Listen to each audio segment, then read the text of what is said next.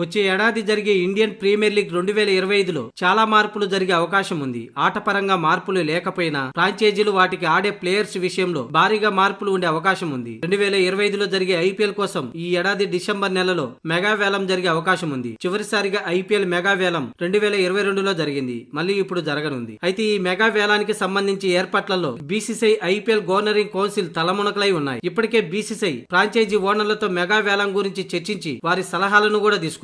అయితే ఈసారి జరిగే ఐపీఎల్ మెగా వేలం కొందరు టీమిండియా ప్లేయర్లకు భారీ షాక్ ఇచ్చే అవకాశం ఉంది. ముఖ్యంగా ఒకప్పుడు కోట్లు పలకడంతో పాటు కెప్టెన్లుగా ఉన్న కొందరు ప్లేయర్లను ఈసారి వేలంలో ఎవరు పట్టించుకునే అవకాశం లేదు. ఇప్పుడు వారెవరో చూద్దాం. మొదటగా శిఖర్ ధావన్. పంజాబ్ కెప్టెన్ గా ఉన్న శిఖర్ ధావన్ ను ఈసారి జరిగే మెగా వేలంలో ఎవరు కూడా పట్టించుకునే అవకాశం లేదు. 2022 నుంచి ధావన్ ఐపీఎల్ ప్రదర్శన దిగజారుతూ వచ్చింది. 2022 ఐపీఎల్ సీజన్ లో 460 పరుగులు చేసి మెరిపించిన శిఖర్ ధావన్ 2023 సీజన్ లో 373 పరుగులు చేశాడు. ఇక ఈ ఏడాది కేవలం 152 పరుగులు మాత్రమే చేశాడు. గాయం కారణంగా కేవలం 5 మ్యాచ్లు మాత్రమే ఆడాడు. మొత్తానికి వయసు భారం కారణంగా ధావన్ ను ఐపీఎల్ ఫ్రాంచైజీలు కొనుగోలు చేయడం చాలా కష్టంగా మారే అవకాశం ఉంది. ఇక Mayank Agarwal. Sunrisers Hyderabad player Mayank Agarwal ఏ ఫ్రాంచైజీ కూడా సొంతం చేసుకునే అవకాశం లేదు. 2021 సీజన్ లో మయాంక్ పంజాబ్ కెప్టెన్ గా ఉన్న అతడు తర్వాత సన్ రైజర్స్ హైదరాబాద్ కు వచ్చాడు. అయితే అతడు 2022, 23, 24 సీజన్లలో దారుణంగా విఫలమయ్యాడు. మొత్తానికి అతడు గత 3 ఏళ్లుగా ఫామ్ లో లేకపోవటం వచ్చే ఏడాది జరిగే ఐపీఎల్ అతన్ని ఏ ఫ్రాంచైజీ కూడా కొనుగోలు చేసే అవకాశం లేదు. ఇక అజింక్య రహానే. 2020 నుంచి అజింక్య రహానే